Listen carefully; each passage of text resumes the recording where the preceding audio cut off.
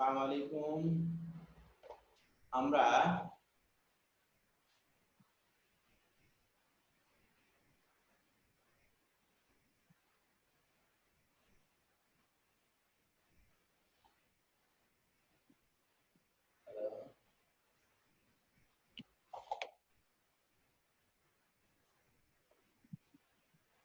Hello আমরা physics online ক্লাসে স্বাগত জানাচ্ছি। আজ আমরা প্রথম পত্রের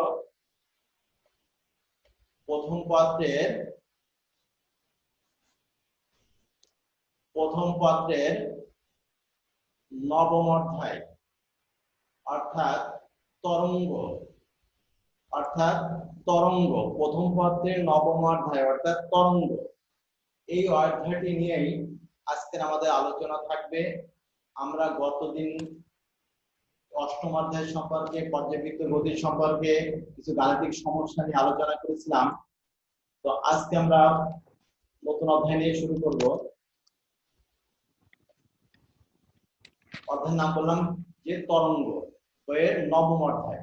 তো আমার যতটুকু ধারণা, এই অধ্যায়ের কিছু অংশ তোমাদের অনেকটা জানা আছে, যেটা তোমরা 9-10 এ পড়ে এসেছো। তো আমরা দেখি অধ্যায় কি আছে। আমরা প্রথম থেকে শুরু করি।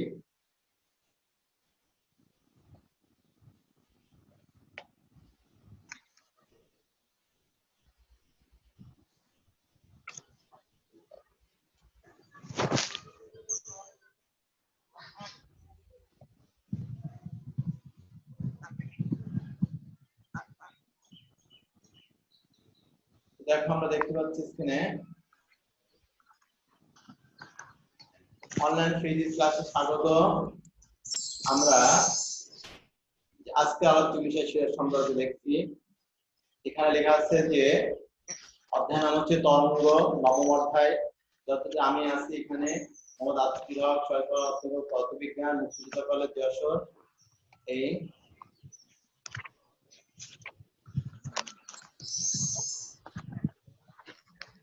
আমরা আজকে এই অধ্যায়ে আলোচনা করলে যে বিষয়গুলো শিখবো সেটা সম্পর্কে একটু বলি। এখানে লেখা আছে, পপি শুনতে পাচ্ছ? পপি,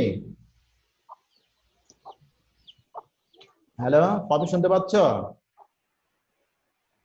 হ্যালো জেবা শুনতে পাচ্ছ? জেবা? জি স্যার। হ্যাঁ, তুমি কি আমার ল্যাপটপে দেখতে পাচ্ছ? জি স্যার। আচ্ছা, কি লেখা আছে বলো তো? উপরে কি লেখা আছে বলো? শিখন ফল তরঙ্গ উৎপত্তি ও ইহার। আচ্ছা আমি পড়ছি, ঠিক আছে তুমি শোনো। হ্যাঁ, লেখা আছে শিখন ফল। আরিফা খাতুন পপে এখন জয়েন করলো। দেওয়া আছে শিখন ফল। তো শিখন ফল কি আছে দেখো। প্রথমে আমরা এই অধ্যায় পড়লে যেগুলো শিখবো সেই সম্পর্কে আলোচনা। প্রথমে তরঙ্গ সম্পর্কে জানতে পারবো, উৎপত্তি ও ইহার প্রকারভেদ ব্যাখ্যা করতে পারবো, তরঙ্গের গাণিতিক সমীকরণ, বেগ, তরঙ্গ দৈর্ঘ্য, কম্পাঙ্ক ইত্যাদি সম্পর্কে জানতে পারবো। উপরিপাতন নীতির সাহায্যে বা উপরিপাতন নীতি কি জানতে পারবো, ব্যতিচার, বিট, স্থির তরঙ্গ এই সম্পর্কে আমরা জানতে পারবো। তারপরে লাস্ট আছে তরঙ্গের তীব্রতা লেভেল, একক ব্যাখ্যা করতে পারবো। তাহলে আমরা যদি এই অধ্যায়গুলো আলোচনা করি আজকের জন্য, তাহলে আজকের জন্য আমরা এই বিষয়গুলো আলোচনা করার চেষ্টা করব। ইনশাআল্লাহ আমরা যত সময় ক্লাসটা শেষ করার চেষ্টা করব। তো চলো দেখি কি আছে। প্রথমে আছে আমরা বলছি তরঙ্গ। অধ্যায়ের নামই হলো নবম অধ্যায় তরঙ্গ, যা তোমরা পূর্ব জ্ঞান আছে। অর্ক তুমি কি বলতে পারবে যে তরঙ্গ কাকে বলে? বলতে পারবে? Hello sir. হ্যাঁ বলো, তরঙ্গ কাকে বলে? স্যার পারবো না তো স্যার। কি ব্যাপার? পপি বলতে পারবে? পপি, তরঙ্গ কাকে বলে? তরঙ্গ পারবে? তরঙ্গ সম্পর্কে বলতে পারবে পপি? হ্যালো না স্যার। আচ্ছা, তো আমরা দেখি তাহলে। আমরা একটা ছবি দেখি। দেখো একটা ছবি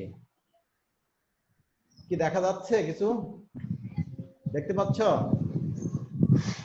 হ্যাঁ পপি কি দেখতে পাচ্ছ? হ্যাঁ, কি লেখা আছে দেখো? হ্যাঁ স্যার। যে পর্যাবৃত্ত আন্দোলন মাধ্যমের কণাগুলোকে স্থায়ীভাবে স্থানান্তরিত না করে শক্তি হিসাবে সামনের দিকে অগ্রসর হয় তাকে বলা হয় তরঙ্গ। তাহলে তরঙ্গ হলো এক প্রকার শক্তি যা মাধ্যমের কণাগুলোকে স্থানচ্যুত না করে শক্তি হিসাবে সামনের দিকে অগ্রসর হয়। দেখো নিশ্চয় ছবি দেখা যাচ্ছে না, ঢেউর ছবি দেখা যাচ্ছে, যে তরঙ্গ আমরা দেখতে পাচ্ছি, ঢেউর ছবি দেখছি, ঢেউ তরঙ্গ, সমুদ্রের তরঙ্গ ঢেউ, তাই তো? তাহলে তরঙ্গ হচ্ছে কি, যে পর্যাবৃত্ত আন্দোলন মাধ্যমের কণাগুলোকে স্থানচ্যুত না করে কি করে শক্তি হিসাবে সামনের দিকে অগ্রসর হয়, শক্তি হিসাবে সামনের দিকে অগ্রসর হবে, তাকে আমরা বলবো তরঙ্গ।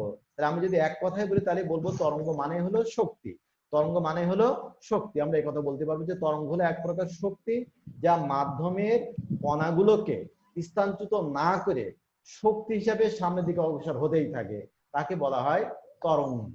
তো আমরা কি কথা কি বুঝতে পেরেছো? তরঙ্গ সংজ্ঞা কি ক্লিয়ার হয়েছে? আচ্ছা, এরপর আমরা দেখি কি আছে। এবার আসছে দেখো তরঙ্গ দৈর্ঘ্য। তরঙ্গ দৈর্ঘ্য মানে একটা পূর্ণ কম্পন। পূর্ণ কম্পন তোমরা নিশ্চয়ই দেখতে পেয়েছো যে পূর্ণ তরঙ্গটা ল্যামডাটা কিভাবে দেখা যায়। বলে একটা পূর্ণ কম্পন সম্পন্ন হতে যে সময় লাগে সেই সময়ে তরঙ্গটি যে দূরত্ব অতিক্রম করে সেই দূরত্বকেই বলা হয় তরঙ্গ দৈর্ঘ্য ল্যামডা। তাহলে আমরা কি বললাম, একটা পূর্ণ কম্পন সম্পন্ন হতে যে সময় লাগে ওই সময়ে একটা তরঙ্গ যে দূরত্ব অতিক্রম করে, যে দূরত্বটাকেই বলা হয় তরঙ্গ দৈর্ঘ্য ল্যামডা। আমি যদি বোর্ডে দেখানোর চেষ্টা করি, তোমরা যদি বোর্ডে খেয়াল করো, আমি বোর্ডে একটু তরঙ্গ দেখাতে চাই, তো দেখো আমি যদি এখানে দেখতে পাচ্ছ নিশ্চয়ই একটা পূর্ণ তরঙ্গ ল্যামডা। আমি যদি এইভাবে দেখাই, এই একটা পূর্ণ তরঙ্গ ল্যামডা। তো তরঙ্গটা এখান থেকে শুরু হয়ে এখানে যে শেষ হয়েছে, তরঙ্গটা এখান থেকে শুরু এখানে শেষ, এটা হচ্ছে পূর্ণ তরঙ্গ দৈর্ঘ্য ল্যামডা। এটা হচ্ছে ল্যামডা। এটার নাম হচ্ছে কি জানো? এইটার নাম হচ্ছে সাম্য অবস্থা। এটার নাম কি? সাম্য অবস্থা। হ্যালো হ্যালো হ্যালো হ্যালো বলো। হ্যাঁ, তো একটা পূর্ণ তরঙ্গ মানে এখান থেকে শুরু হয়ে এই যে এখানে গেলে একটা পূর্ণ তরঙ্গ। আমি যদি এটা এ ধরি, এটা বি ধরি, তাহলে এ বি হলো একটা পূর্ণ তরঙ্গ দৈর্ঘ্য ল্যামডা, এ বি একটা পূর্ণ তরঙ্গ দৈর্ঘ্য ল্যামডা। এটা আমরা বলবো যে বি একটা পূর্ণ তরঙ্গ দৈর্ঘ্য ল্যামডা। আর একটা পূর্ণ তরঙ্গ সম্পন্ন করতে যে সময় লাগে তাকে বলা হয় পর্যায়কাল। তাকে আমরা বলবো পর্যায়কাল বা দোলনকাল। বড় হাতে টি দ্বারা প্রকাশ করা হয়। পর্যায়কাল বা দোলনকালকে বড় হাতে টি দ্বারা প্রকাশ করা হয়, বড় হাতে টি। এটা হচ্ছে পর্যায়কাল বা দোলনকাল। পর্যায়কাল বা দোলনকাল, একটা পূর্ণ কম্পন সম্পন্ন হতে যে সময় লাগে সেই সময়টাকে বলা হয় পর্যায়কাল বা দোলনকাল, বড় হাতে টি। আর একটা পূর্ণ কম্পন সম্পন্ন হতে যে সময় লাগে সেই সময় একটা তরঙ্গ যে দূরত্ব অতিক্রম করবে সেই দূরত্বটাকেই বলা হয় তরঙ্গ দৈর্ঘ্য ল্যামডা। যেটা আমরা এখানে ল্যামডা দেখিয়েছি, এটা হচ্ছে একটা ল্যামডা। তাহলে এটা একটা পূর্ণ কম্পন। আর এটাকে বলা হয় সাম্য অবস্থা। কি বলা হয়? সাম্য অবস্থা। আর সাম্য অবস্থা থেকে সর্বাধিক সরণে, যেটা সাম্য অবস্থা থেকে সর্বাধিক সরণকে বলা হয় বিস্তার। এ সাম্য অবস্থা থেকে সর্বাধিক সরণকে বলা হয় বিস্তার। আর এখান থেকে শুরু হয়ে যখন সরণ বাড়তে বাড়তে বাড়তে বাড়তে বাড়তে এখানে যখন সবচেয়ে সরণ বেশি হবে আমাদের কমে যাচ্ছে, এখানে শূন্য হয়ে গেল। তাহলে সাম্য অবস্থা থেকে সর্বাধিক সরণ, সর্বাধিক দূরত্বটাকে আমরা বলবো বিস্তার। আর একটা পূর্ণ কম্পন সম্পন্ন হতে যে সময় লাগে সেই সময়ে একটা তরঙ্গ যে দূরত্ব অতিক্রম করে সেই দূরত্বটাকে বলা হয় তরঙ্গ দৈর্ঘ্য ল্যামডা। তাহলে এখান থেকে এই পর্যন্ত কত হবে? তাহলে ল্যামডা বাই 2 হবে। এখান থেকে এই পর্যন্ত কত হবে? Lambda by 2। আর এখান থেকে এইটুকু কত হবে? তাহলে ল্যামডা বাই 4। আমরা এটাকে বলতে পারবো একটা তরঙ্গ, একটা পূর্ণ কম্প তরঙ্গ দৈর্ঘ্যের 4/1 এখান থেকে হচ্ছে ল্যামডা বাই 4, এখান থেকে এটুকু হবে ল্যামডা বাই 2, আর এখান থেকে পর্যন্ত হবে তরঙ্গ দৈর্ঘ্য ল্যামডা। নিশ্চয়ই তোমরা বুঝতে পারছো তরঙ্গ দৈর্ঘ্য কাকে বলে। ক্লিয়ার হয়েছে তো? যে একটা পূর্ণ কম্পন সম্পন্ন হতে যে সময় লাগে, যাকে আমরা বলি পর্যায়কাল বা দোলনকাল, ওই সময় একটা তরঙ্গ যে দূরত্ব অতিক্রম করবে সেই দূরত্বটাকে বলা হয় তরঙ্গ দৈর্ঘ্য ল্যামডা। নিশ্চয়ই তোমরা বুঝতে পারছো। এরপরে আমরা দেখি কি আছে। এরপরে দেখি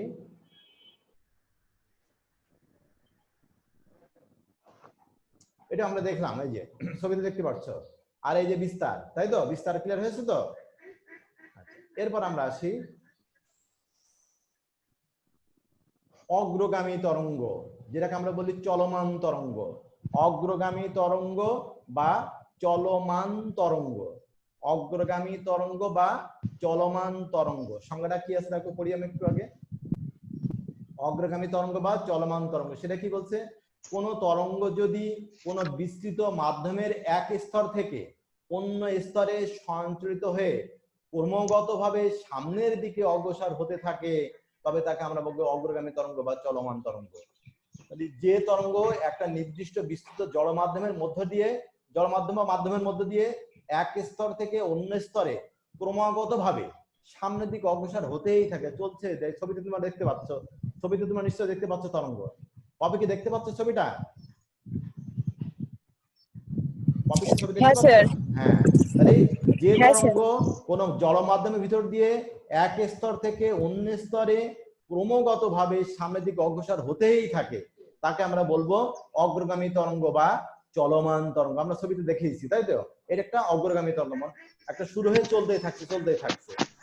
অগ্রগামী তরঙ্গ আর ও লম্বিক উভয় হতে পারে। অগ্রগামী তরঙ্গ বলছে আর ও লম্বিক উভয় হতে পারে। আমরা যদি সমীকরণে দেখাইছি একটা অগ্রগামী তরঙ্গের সমীকরণ বা একটা চলমান তরঙ্গের সমীকরণ, আমি যদি একটু বোর্ডে দেখানোর চেষ্টা করি, দেখো বোর্ডে দেখাতে চাই যদি, তাহলে দেখো একটা অগ্রগামী তরঙ্গ বা চলমান তরঙ্গ দেখো কিভাবে দেখাতে পারি আমরা এখানে।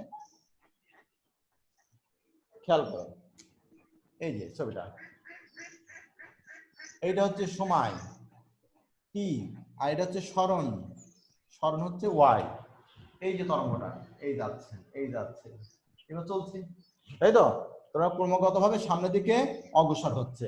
তরঙ্গটা এখান থেকে শুরু হয়েছে, এখানে যে শেষ হলো, এটাকে বলে একটা পূর্ণ তরঙ্গ। তোমরা নিশ্চয়ই জানো এখান থেকে হচ্ছে পূর্ণ তরঙ্গ। এটা মনে কর ও, এটা এ, এটা বি, তাই তো? এটাকে আমরা বলবো একটা পূর্ণ তরঙ্গ। এখান থেকে এই পর্যন্তকে আমরা বলবো একটা পূর্ণ তরঙ্গ, এখান থেকে এই পর্যন্ত একটা বলবো পূর্ণ তরঙ্গ। কেউ যদি বলে ও এ সমান একটা পূর্ণ তরঙ্গ, আবার কেউ যদি বলে এ বি একটা পূর্ণ তরঙ্গ, একই কথা, কিন্তু একই জিনিস। তাহলে এখান থেকে এই পর্যন্ত একটা পূর্ণ তরঙ্গ, এখান থেকে একটা এই পর্যন্ত একটা পূর্ণ তরঙ্গ।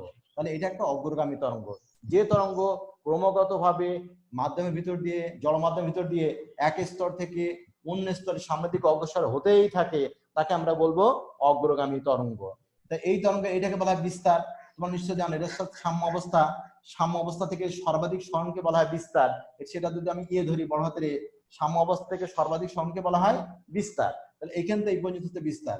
এর দশা হচ্ছে কি আমরা জানি নিশ্চয়, দশা হচ্ছে কি যে একটা তরঙ্গের যে কোনো মুহূর্তের সাম্যক অবস্থা, যে কোনো মুহূর্তে তার যে অবস্থা সেটা হচ্ছে তার দশা। এইখানে তরঙ্গ একটা দশা, এই দশা দুটো একই হয়, ও এ বি, এটাকে বলে সমদশা। ও এ বি সমদশায় আছে, কিন্তু ভিতরে কোনো কণা যদি নেই তার দশা কিন্তু তা হবে না। দশা মানে একটা তরঙ্গের যে কোনো মুহূর্তে তার অবস্থা, একটা তরঙ্গের যে কোনো মুহূর্তে তার অবস্থাকে তার দশা বলে। অবস্থা বলতে তার স্মরণ, গতি, প্রকৃতি, দিক যা দ্বারা বোঝায় সেটা হচ্ছে তার দশা। তাহলে এখানকার ওর দশা, এর দশা, বীর দশা কিন্তু একই। তাহলে আমরা বলবো ও এর দশা যা হবে এর দশাও তাই হবে, তাই তো? কিন্তু বীর দশাও তাই হবে, কিন্তু ভিতরে কোনো কণা নেই। আমি যদি এখানে একটা বিন্দু নেই, তার দশা কিন্তু তা হবে না, তার থেকে কি হবে, কম হবে। বিন্দুস্থ কণার দশা কিন্তু কম হবে, কিন্তু এ বিন্দুর দশা, বি বিন্দুর দশা বা ও এ বি প্রত্যেকটা দশা কিন্তু একই হবে, কিন্তু ভিতরের কোনো কণা যদি নেই তার দশা কিন্তু তা হবে না। এখান থেকে কত দূরে আছে সে, মনে করো এক্স দূরে, এক্স দূরে পি একটা বিন্দু আছে, এক্স দূরে পি একটা বিন্দু। আমি যদি এখানে ছবিটা আঁকি গোল করে, এটা একই জিনিস, কিন্তু ওই ছবিটা আমি এখানে যদি গোল করে দেখাই, দেখো খেয়াল করো, এই যে এই সে পি একটা বিন্দু, আমরা ওয়াই অক্ষের উপর লম্বা টানবো, এটা ওয়াই, এটা এক্স, এটা এক্স ড্যাশ, এটা ওয়াই, এটা ওয়াই ড্যাশ, ঠিক আছে? আমরা ওয়াই এর উপর লম্বা টানছি, এই যে। তাহলে এখান থেকে এই পর্যন্ত, এখান থেকে এই পর্যন্ত, এখান থেকে এই পর্যন্ত, এখান থেকে এই পর্যন্ত, তাহলে এইটা এটা একই জিনিস, তাই তো? তাহলে এই সে পি বিন্দু, তাহলে এই ব্যাসার্ধ বা বিস্তার, ব্যাসার্ধ বা বিস্তার, এটা যদি ও ধরি, ও পি ইকুয়াল টু ব্যাসার্ধ বা বিস্তার। তাহলে আমরা বলবো যে ও এর দশা, এর দশা, বির দশা কিন্তু একই হবে, কিন্তু এর ভিতরে কোনো কণা বা বিন্দু যদি নেই তার দশা কিন্তু তা হবে না। কত দূরে আছে বিন্দুটা, এক্স দূরে। তার সমীকরণটা হবে, আমি সমীকরণটা লিখে, তুমি লিখে রাখো, y ইকুয়াল টু হবে a sin omega t plus delta, বা ফাইও লিখতে পারো, ওমেগা টি প্লাস ফাই, এভাবে লিখতে পারো। অথবা আরো লিখতে পারো, দেখতে পাচ্ছ নিশ্চয়ই, আরো লিখতে পারো a sin, লেখা যাবে ওমেগা টি মাইনাস, এখানে মাইনাস, সরি মাইনাস হচ্ছে 2 pi by lambda into x, এভাবে লেখা যায়। ফাইটা হচ্ছে সেই দশা কোণ, ফাইটাকে আমরা বলবো দশা কোণ, অর্থাৎ এই পরিমাণ কম হবে, ওর বিন্দু দশা কোণ, এ বিন্দু দশা কোণ, বি বিন্দু দশা কোণ যা হবে তার থেকে পি বিন্দু দশা কোণ কতটুকু কম হবে? এই ফাই পরিমাণ কম হবে। কতটুকু? ফাই পরিমাণ। তাহলে সেই ফাই মানটা হচ্ছে 2π/λ x। আমরা যদি উপরে লিখি তাহলে কিভাবে লেখা যায় দেখো, আমরা যদি এখানে দেখাই তাহলে হবে y হবে a sin কত ওমেগা t মাইনাস 2π/λ x। এই তো, এই হচ্ছে সমীকরণটা। এখান থেকে আমরা a sin, খেয়াল করো, ওমেগা সমান লেখা যায় 2π/λ, 2π/t, সরি, ওমেগা সমান লেখা যায় 2π/t, তোমরা এর আগের অধ্যায়ে পড়েছো, plus into t minus 2π/λ x। এই এখন আমি যদি এখান থেকে আমি যদি খেয়াল করো, এখান থেকে আমি যদি a sin 2π এই ওমেগা 1/t সমান লেখা যায় আবার f, 1/t ইকুয়াল টু কি লেখা যায়? f t minus 2π/λ x। খেয়াল করো আমরা এখানে কি লিখলাম বলতো? আমরা লিখলাম যে 1/t ইকুয়াল টু f। এই তো এইবার এখান থেকে আমি কি কমন নিতে পারি? খেয়াল করো, আরেকটা জিনিস তোমরা খেয়াল করো, সেটা হলো দেখো a sin 2π, f সমান লেখা যায় v/λ। তোমরা পড়েছো না v equal to f lambda, v equal to f lambda, তাহলে f সমান লেখা যায় v/λ t মাইনাস 2π/λ x। তো এখান থেকে কি কমন নিতে পারি আমরা? আমরা এখান থেকে কমন নিতে পারি a sin, দেখো 2π/λ কিন্তু কমন নেওয়া যায়। 2π/λ কমন নিলে কি হয়? vt minus 6। তাহলে y ইকুয়াল টু আমরা কি পেলাম? a sin 2π/λ vt minus 6। এটাকে বলা হয় অগ্রগামী তরঙ্গের সমীকরণ।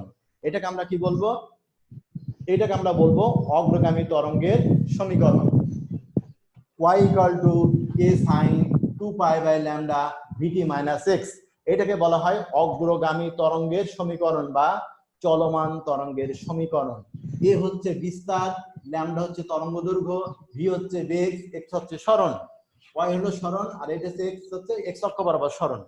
তো আমরা এই তরঙ্গটা যাচ্ছে কোন দিকে? এই তরঙ্গটা বাম থেকে ডান দিকে যাচ্ছে। কোন দিকে যাচ্ছে বলো? বাম থেকে ডান দিকে। আবার যদি ওদিক থেকে এদিকে আসে, ওই পাশ থেকে এই পাশে যদি আসে, তখন এখানে কিন্তু প্লাস হবে। তখন এখানে কি হবে? প্লাস। তাহলে আমরা বলতে পারি কি, এখানে যদি আমি আবার দেখাই, এই তরঙ্গটা হচ্ছে বাম থেকে ডান দিকে। কোন দিকে যাচ্ছে বলো? বাম থেকে ডান দিকে। আবার একটা তরঙ্গ যদি ওই দিক থেকে এদিকে আসে তখন হবে y equal to a sin 2π/λ, তখন হবে vt প্লাস x, তখন হবে vt প্লাস, তখন হবে vt প্লাস x। তাহলে এটা যাচ্ছে কোন দিকে? ওদিক থেকে, আর এটা আসছে এদিক থেকে, তাই তো? তাহলে এই তরঙ্গ যাচ্ছে বাম থেকে ডান দিকে, আর এটা হচ্ছে ডান থেকে বাম দিকে। উভয় কিন্তু অগ্রগামী তরঙ্গের সমীকরণ বা চলমান তরঙ্গের সমীকরণ। তাহলে চলমান তরঙ্গ আমরা বুঝলাম যে তরঙ্গ একটা বিস্তৃত মাধ্যমের ভিতর দিয়ে ক্রমাগতভাবে সামনের দিকে অগ্রসর হতেই থাকে, তাকে আমরা বলবো চলমান তরঙ্গ বা অগ্রগামী তরঙ্গ। নিশ্চয় তোমরা বুঝতে পারছো। আচ্ছা, এরপর আমরা আসি স্থির তরঙ্গ। কি তরঙ্গ আমরা আসবো?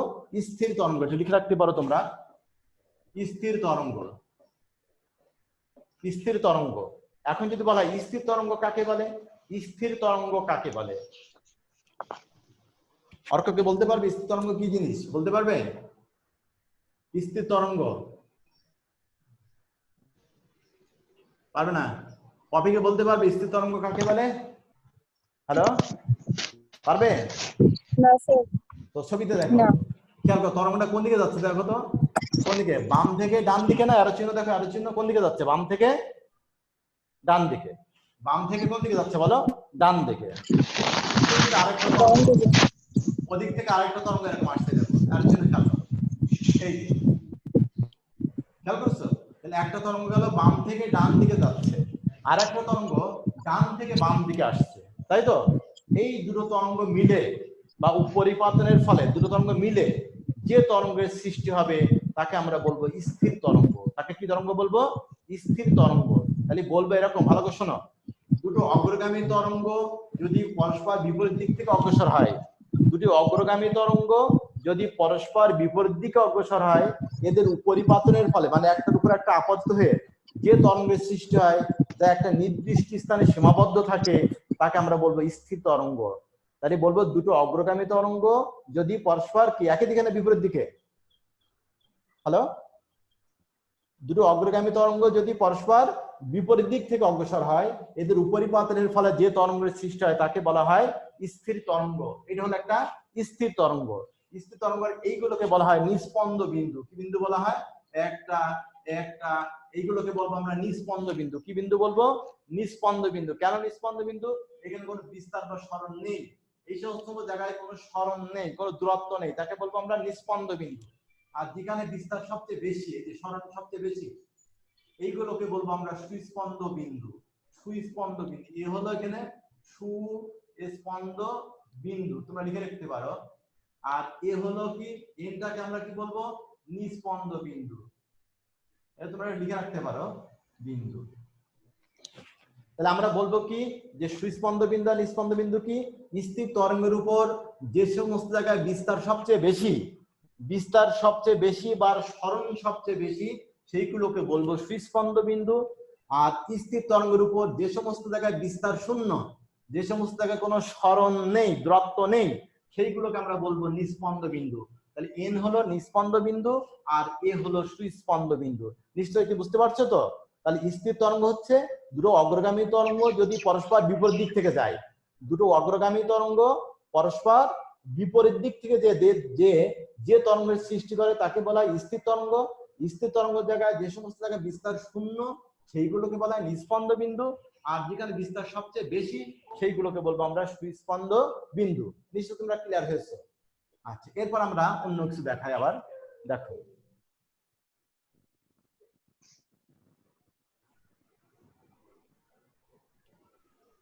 তো আমরা এটা অগ্রগামী তরঙ্গের সমীকরণ একটু আগেই বললাম, আমরা দেখালাম। এরপরে দেখো, এই একটা জিনিস, গুরুত্বপূর্ণ জিনিস, উপরিপাতন নীতি। তোমরা লিখে রাখো উপরিপাতন নীতি, তোমরা এটা লেখার চেষ্টা করো। উপরিপাতন নীতি, সুপারপজিশন থিওরাম। সেটা কি বলছে? কোন কণার উপর একই সময়ে দুইটি তরঙ্গ আপতিত হলে সাম্যাবস্থান থেকে কণাটির লব্ধি সরণ হবে তরঙ্গ দুইটির আলাদা আলাদা সরণ দ্বয়ের ভেক্টর সমষ্টির সমান, অর্থাৎ y = y1 + y2। বলছে যে কোনো মাধ্যমের ভিতর দিয়ে যদি দুইটি তরঙ্গ যায়, কয়টা তরঙ্গ যাবে? দুইটি তরঙ্গ। এই দুইটি তরঙ্গ মিলে একটা নতুন লব্ধি তরঙ্গের সৃষ্টি করবে, আর একটা নতুন তরঙ্গের সৃষ্টি করবে। তোমরা চিত্রে দেখতে পাচ্ছ তিনটা তরঙ্গ আছে, দেখেছো? চিত্রে কিন্তু কয়টা তরঙ্গ আছে? তিনটা তরঙ্গ। অর্থাৎ দুটো তরঙ্গ যখন মাধ্যমের ভিতরে যাবে, ওই দুটো তরঙ্গ মিলে একটা লব্ধি তরঙ্গের সৃষ্টি করবে। সেই সাম্য অবস্থা থেকে সেই লব্ধি তরঙ্গের সরণ হবে, সাম্য অবস্থা থেকে সেই লব্ধি তরঙ্গের সরণ মানে ওয়াই, তরঙ্গগুলোর আলাদা আলাদা সরণ, অর্থাৎ প্রথম তরঙ্গের সরণ হচ্ছে y1 আর দ্বিতীয় তরঙ্গের সরণ হচ্ছে y2। তাহলে আমরা বলতে পারি y = হবে y1 + y2। আমি আবার বলি, কোন মাধ্যমের ভিতরে যখন একাধিক তরঙ্গ যায় বা দুই বা ততোধিক তরঙ্গ যায়, ওই তরঙ্গগুলো মিলে কি করে? একটা লব্ধি তরঙ্গের সৃষ্টি করে। সাম্য অবস্থা থেকে সেই লব্ধি তরঙ্গের সরণ হবে তরঙ্গগুলোর আলাদা আলাদা সরণের ভেক্টর সমষ্টির সমান। আমি যদি ছবিতে দেখানোর চেষ্টা করি তাহলে আর একটু বুঝতে ক্লিয়ার হবে। দেখো, তোমরা ছবির দিকে খেয়াল করো, আমি যে দেখাই বোর্ডের দিকে দেখো, খেয়াল করো। এই যে একটা তরঙ্গ যাচ্ছে মাধ্যমের ভিতর দিয়ে, খেয়াল করো, একটা তরঙ্গ যাচ্ছে, তাই তো? এর সরণ আমি ধরলাম y1। আর একটা তরঙ্গ গেল, এই যে আরেকটা তরঙ্গ যাচ্ছে, দেখো এর সরণ হলো কি? y2। এর সরণ কত বললাম? y2। তাহলে এই দুটো তরঙ্গ মিলে কি হবে? একটা নতুন তরঙ্গের সৃষ্টি করবে, একটা লব্ধি তরঙ্গের সৃষ্টি করবে। দেখো এই দুটো তরঙ্গ একই দিকে একই দশায়, একই দিকে একই দশায়, তাহলে লব্ধি যে তরঙ্গটা হবে সেটা অনেক বড় হবে, এরকম বড় হবে, এরকম বড় হবে, এখানে বড় হবে। আবার এখানে দেখো একই দিকে কিন্তু বিপরীত দশায়, একটা দিকে একটা এইভাবে গেছে, একটা এই দশায় একটা এই দশায়, ফলে এখানে কিন্তু লব্ধিটা কম হবে, এরকম লব্ধিটা কমে যাবে। তাহলে এখানে যোগ বেশি হবে কেন? এখানে সরণটা বেশি হবে কেন? যে তরঙ্গ দুটো একই দিকে একই দশায়। আবার এখানে দেখো কম হবে কেন? এটা একই দিকে কিন্তু বিপরীত দশায়, কিন্তু ঠিক আছে একটাই ভাষা একটাই ভাষা বিপরীত দশা। আর এখানে কি দুটো একই দিকে একই দশায়, ফলে এখানে লব্ধিটা অনেক বড়। এই সে লব্ধি তরঙ্গের সরণ মানে y, আর y = y1 + y2। এই লব্ধি তরঙ্গের সরণ, এই সে লব্ধি তরঙ্গটা, তার সরণ হচ্ছে কত? y1। আর এই তো প্রথম তরঙ্গের সরণ হচ্ছে y1 আর দ্বিতীয় সরণ হচ্ছে y2, আর লব্ধি তরঙ্গের সরণ হলো y। তাহলে আমরা কি বলতে পারি? কোন মাধ্যমের ভিতরে যখন একাধিক তরঙ্গ যাবে ওই একাধিক তরঙ্গ মিলে কি করে একটা লব্ধি তরঙ্গের সৃষ্টি করে। সেই লব্ধি তরঙ্গের সরণ হচ্ছে ওয়াই, সরণ তরঙ্গগুলো লব্ধি তরঙ্গের সরণ হবে কি তরঙ্গগুলোর আলাদা আলাদা সরণের ভেক্টর সমষ্টির সমান, অর্থাৎ y ইকুয়াল টু হবে y1 প্লাস y2। যখন একই দিকে একই দশায় তখন হবে যোগফলের সমান। আবার যখন একই দিকে কিন্তু বিপরীত দশায়, একই দিকে যাচ্ছে কিন্তু বিপরীত দশায়, ফলে এখানে হবে মনে করো এটা হচ্ছে 10, এটা হলো 8, তাহলে বিয়োগ করলে হবে 2, এখানে লব্ধিটা হবে কম। আর এখানে দুটো থাকে, একটা 10 একটা 8, 10 আর 8 18, তাহলে এখানে লব্ধিটা হবে অনেক বেশি আর এখানে লব্ধি তরঙ্গটা হবে অনেক কম। তাহলে কোন মাধ্যমের ভিতর দিয়ে যখন একাধিক তরঙ্গ যাবে ওই একাধিক তরঙ্গ মিলে একটা লব্ধি তরঙ্গের সৃষ্টি হবে। সাম্য অবস্থা থেকে সেই লব্ধি তরঙ্গের সরণ হবে তরঙ্গগুলো আলাদা আলাদা সরণের ভেক্টর সমষ্টির সমান। তাহলে প্রথম তরঙ্গের সরণ y1 আর দ্বিতীয় তরঙ্গের সরণ যদি y2 হয় তাহলে আমরা বলতে পারবো লব্ধি তরঙ্গের সরণ y equal to y1 plus y2। তো যখন একই দিকে একই দশায় তখন হবে প্লাস, আর যখন একই দিকে কিন্তু বিপরীত দশায় তখন হবে মাইনাস। তাহলে আমরা বলতে পারি y equal to y1 plus y2, এভাবেও লেখা যায় y equal to y1 plus minus y2, এভাবে আমরা বলতে পারি। এটা হচ্ছে উপরিপাতন নীতি। আর এই উপরিপাতন নীতির সাহায্যে ব্যতিচার, বিট, স্থির তরঙ্গ ব্যাখ্যা করা যায়। এই উপরিপাতন নীতির সাহায্যে আমরা কি কি ব্যাখ্যা করতে পারবো? ব্যতিচার, বিট আর স্থির তরঙ্গ আমরা ব্যাখ্যা করতে পারবো। উপরিপাতন নীতির সাহায্যে আমরা ব্যতিচার, বিট এবং কি পাবো স্থির তরঙ্গ ব্যাখ্যা করতে পারবো। আমরা পরে দেখি কি আছে। তাহলে আমরা উপরিপাতন নীতিটা বুঝলাম যে দুটো তরঙ্গ যখন মাধ্যম ভিতরে যাবে ওই দুটো তরঙ্গ মিলে কি করবে একটা নতুন লব্ধি তরঙ্গের সৃষ্টি করবে। সাম্য অবস্থা থেকে সেই লব্ধি তরঙ্গের সরণ মানে y হবে তরঙ্গগুলোর আলাদা আলাদা সরণের ভেক্টর সমষ্টির সমান, অর্থাৎ y ইকুয়াল টু হবে y1 প্লাস y2। আর বললাম কি উপরিপাতন নীতির সাহায্যে কি কি ব্যাখ্যা করা যায়? ব্যতিচার, বিট এবং স্থির তরঙ্গ আমরা ব্যাখ্যা করতে পারবো। নিশ্চয়ই তোমরা বুঝতে পারছো। এরপর আমরা দেখি কি আছে। এই যে যেটা আমরা আগেই দেখিয়েছি স্থির তরঙ্গ, খেয়াল করো স্থির তরঙ্গ একটু আগে আমি বললাম, দেখো আরো চিহ্ন দেখলে বুঝতে পারছো যে সমান বিস্তার ও তরঙ্গ দৈর্ঘ্যের দুটো অগ্রগামী তরঙ্গ একই মানের বেগ নিয়ে বিপরীত দিক থেকে, এই কথাটা খেয়াল করতে, কিন্তু একই দিক থেকে না, কিন্তু খেয়াল করেছো বিপরীত দিক থেকে অগ্রসর হয়ে উপরিপাতনের ফলে যে নতুন তরঙ্গের সৃষ্টি করে তাকে বলা হয় স্থির তরঙ্গ। আমরা আগেই বলেছি যে দুটো অগ্রগামী তরঙ্গ যদি পরস্পর বিপরীত দিক থেকে অগ্রসর হয় তাহলে আমি আবার বলি যে দুটো অগ্রগামী তরঙ্গ স্থির তরঙ্গ তাহলে কাকে বলে? আমি আবার বলি যে দুটো অগ্রগামী তরঙ্গ যদি পরস্পর বিপরীত দিক থেকে অগ্রসর হয় এদের উপরিপাতনের ফলে যে তরঙ্গের সৃষ্টি হয় তাকে বলা হয় স্থির তরঙ্গ। স্থির তরঙ্গ যে সমস্ত জায়গায় বিস্তার শূন্য তাকে বলা হয় নিস্পন্দ বিন্দু, আর যেখানে বিস্তার সবচেয়ে বেশি তাকে আমরা বলবো সুস্পন্দ বিন্দু। তাহলে স্থির তরঙ্গ দুটো বিন্দু, একটা সুস্পন্দ বিন্দু আর একটা হলো নিস্পন্দ বিন্দু।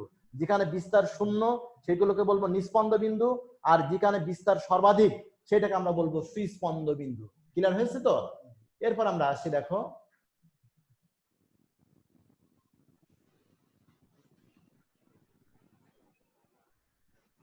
এরপর আসছে শব্দের তীব্রতা।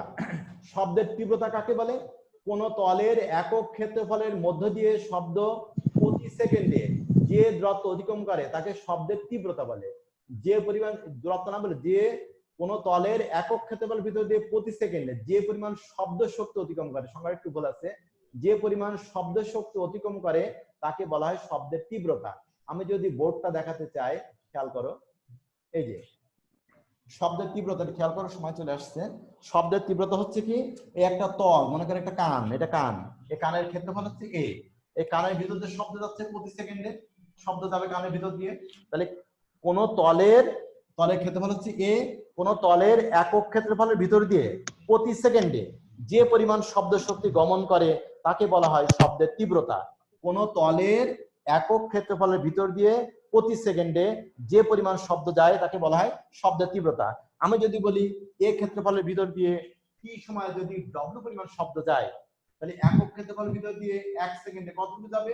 ডব্লু বাই এটি, সেটা হচ্ছে শব্দের তীব্রতা আই। তাহলে আমরা বলবো শব্দের তীব্রতা I equal to W by A T. তারপর তোমরা নিশ্চয়ই জানো যে ডব্লু বাই টি মানে হচ্ছে পি, কাজ বাই সময় মানে ক্ষমতা, পি বাই এ। তাহলে একক হবে কি? Watt per metre square. তাহলে তীব্রতার একক হবে ওয়াট পার মিটার স্কয়ার। তাহলে সংজ্ঞাটা কি হলো বলো? কোন তলের একক ক্ষেত্রফলের ভিতর দিয়ে প্রতি সেকেন্ডে যে পরিমাণ শব্দ গমন করে তাকে বলা হয় শব্দের তীব্রতা। শব্দের তীব্রতা I = কত? P/A। P/A একক হবে ওয়াট পার মিটার স্কয়ার। একক কি বলো?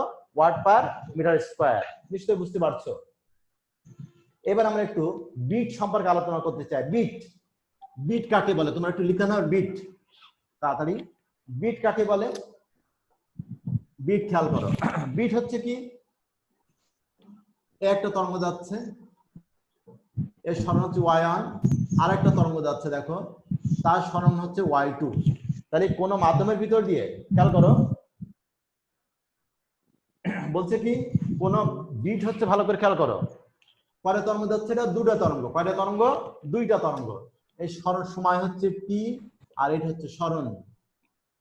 তাহলে কোন মাধ্যমের ভিতর দিয়ে বিটের ক্ষেত্রে কম্পাঙ্ক হতে হবে প্রায় সমান। যে দুটো তরঙ্গ যাবে, যে দুটো তরঙ্গ মাধ্যমের ভিতরে অগ্রসর হবে, সেই তরঙ্গ দুটোর কম্পাঙ্ক হতে হবে প্রায় সমান।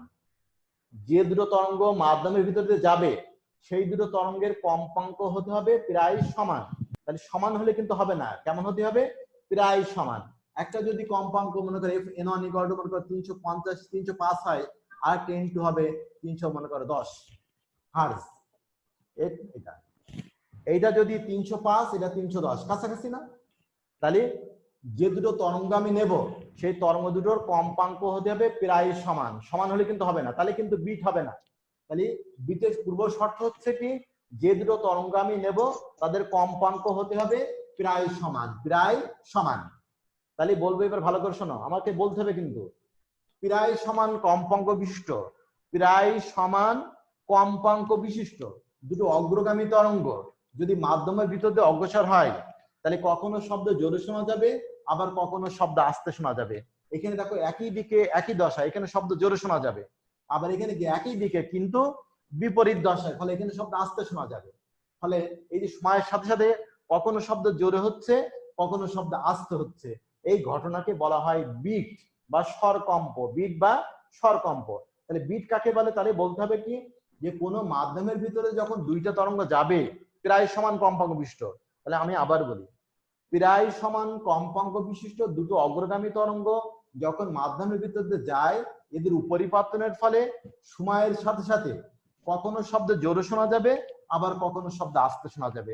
এখানে একই দিকে একই দশায়, ফলে জোরে শোনা যাবে, এখানে একই দিকে কিন্তু বিপরীত দশায়, ফলে আস্তে শোনা যাবে।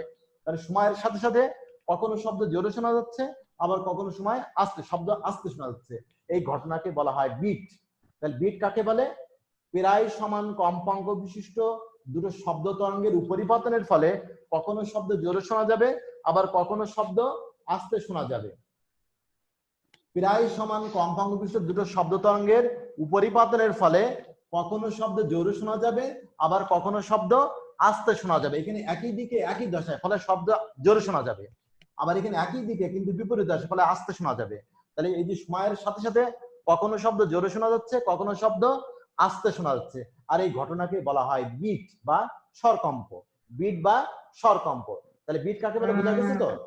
পপি, তুমি কি বলতে পারবে বিট কাকে বলে? হ্যালো হ্যালো, পপি শুনতে পাচ্ছ? পপি, পপি কি শুনতে পাচ্ছ? জেবা শুনতে পাচ্ছ? জেবা, হ্যালো, জেবা শুনতে পাচ্ছ? জেবা,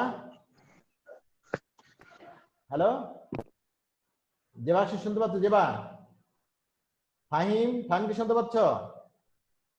ফাহিম, আচ্ছা আমি বলি, শোনো, তাহলে আমরা কি বললাম, যে প্রায় সমান কম্পাঙ্ক বিশিষ্ট দুটো শব্দ তরঙ্গের, প্রায় সমান কম্পাঙ্ক বিশিষ্ট দুটি শব্দ তরঙ্গের উপরিপাতনের ফলে কখনো শব্দ জোরে শোনা যাবে, আবার কখনো শব্দ আস্তে শোনা যাবে। এই ঘটনাকে বলা হয় বিট। আর বিটের প্রয়োগ, এটা কিন্তু খুব গুরুত্বপূর্ণ। বিটের প্রয়োগ, এটা লিখে রাখতে পারো। বিটের প্রয়োগ হলো তিনটা। বিটের প্রয়োগ হচ্ছে কয়টা? এটা কিন্তু পরীক্ষায় পড়ে। বিটের প্রয়োগ হচ্ছে তিনটা। বিটের প্রয়োগ তিনটা। এক হলো কি, সুর শলাকার অজানা কম্পাঙ্ক নির্ণয়। সুর শলাকার অজানা কম্পাঙ্ক নির্ণয়। কম্পাঙ্ক নির্ণয়, সুর শলাকার অজানা কম্পাঙ্ক নির্ণয়। দুই, খনিতে দূষিত গ্যাসের গ্যাসের অস্তিত্ব নির্ণয়। অস্তিত্ব নির্ণয় তাহলে বললাম বিটের প্রয়োগ হচ্ছে তিনটা। একটা হচ্ছে সুর শলাকার অজানা কম্পাঙ্ক নির্ণয় করা যায়, খনিতে দূষিত গ্যাসের অস্তিত্ব নির্ণয় করা যায়, আর লাস্ট হচ্ছে কি বাদ্যযন্ত্রের সুর মিলানো। কি করা যায় বলো? বাদ্যযন্ত্রের সুর নির্ণয় বা সুর, বাদ্যযন্ত্রের সুর মিলানো। এই তিনটা হচ্ছে বিটের প্রয়োগ। তাহলে বিটের প্রয়োগ কয়টা? তিনটা। একটা হচ্ছে সুর শলাকার অজানা কম্পাঙ্ক নির্ণয় করা যাবে, খনিতে দূষিত গ্যাসের অস্তিত্ব নির্ণয়, আর বাদ্যযন্ত্রের সুর মেলানো। এই তিনটা হচ্ছে বিটের প্রয়োগ। তবে এক নম্বরটা সবচেয়ে গুরুত্বপূর্ণ, সুর শলাকার অজানা কম্পাঙ্ক নির্ণয়। সুর শলাকার অজানা কম্পাঙ্ক নির্ণয় এটা আমরা নেক্সট ক্লাসে করাতে পারবো আশা করছি। এটা আমরা আগামী ক্লাসে এটা করাবো। তো আমরা আবার একটু দেখি।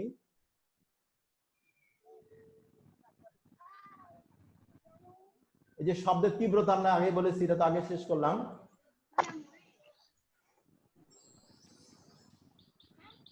তো আমরা আজকে যদি একটু পাঠ মূল্যায়ন করি, দেখো এগুলো আমরা আলোচনা করেছি। আর তরঙ্গ, লম্বিক তরঙ্গ, আর তরঙ্গ ও লম্বিক তরঙ্গ, এটা তোমরা নিশ্চয়ই জানো। উপরিপাত নীতি আমি ব্যাখ্যা করেছি। বিট কাকে বলে বলেছি, আমি বিটের প্রয়োগ আলোচনা করেছি। তো বিটের প্রয়োগ আমরা আলোচনা করেছি, বিটের প্রয়োগ। তারপরে স্থির তরঙ্গ শর্ত আমি বলেছি। তরঙ্গ দৈর্ঘ্য কাকে বলে সেটাও আমরা আলোচনা করেছি। শুধু আমরা হারমোনিক বা এগুলো আলোচনা করি না, এগুলো আমরা নেক্সট ক্লাস আলোচনা করব। তাহলে উপরিপাতন সম্পর্কে বলেছি, বিট সম্পর্কে বলেছি, স্থির তরঙ্গ সম্পর্কে আমরা আলোচনা করেছি, আর তরঙ্গ দৈর্ঘ্য সম্পর্কে আমরা আলোচনা করেছি। এই যে বিটের কথা আমরা বললাম, প্রায় সমান কম্পাঙ্ক বিশুদ্ধ দুটো শব্দ তরঙ্গের উপরিপাতনের ফলে সময়ের সাথে শব্দের তীব্রতা যে পর্যায়ক্রমে হ্রাস বৃদ্ধি ঘটে তাকে বিট বলে। দেখছি ছবিটা দেখতে পাচ্ছ নিশ্চয়ই, এটা আমি পড়াইছি। অনুবাদ আমরা পরের ক্লাসে করাবো, আজকে না। এগুলো আমরা পরের ক্লাসে দেখাবো। এখানে একটা বাসার কাজ দেওয়া আছে। তো আমরা আজকে এখানে শেষ করতে চাচ্ছি। পরবর্তী দিন আমরা ওই যে বিটের প্রয়োগ অর্থাৎ সুর শলাকার অজানা কম্পাঙ্ক নির্ণয়, এই বিষয়গুলো নিয়ে আলোচনা করব নেক্সট বিষয়ে। তো আজকে যেগুলো আলোচনা হলো এগুলো তোমরা বাসায় পড়বে এবং এগুলো সম্পর্কে ধারণা লাভ করবে।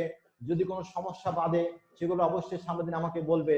এই আহ্বান জানিয়ে সবাই সুস্থ থাকো, সুন্দর থাকো, বাসায় থাকো এবং একটু পড়ালেখা চালিয়ে নাও। আর যে কোনো সমস্যার জন্য আমাদের সঙ্গে যোগাযোগ করো। যারা এখন ক্লাসে জয়েন করছে না তাদেরকে জয়েন করতে বলো।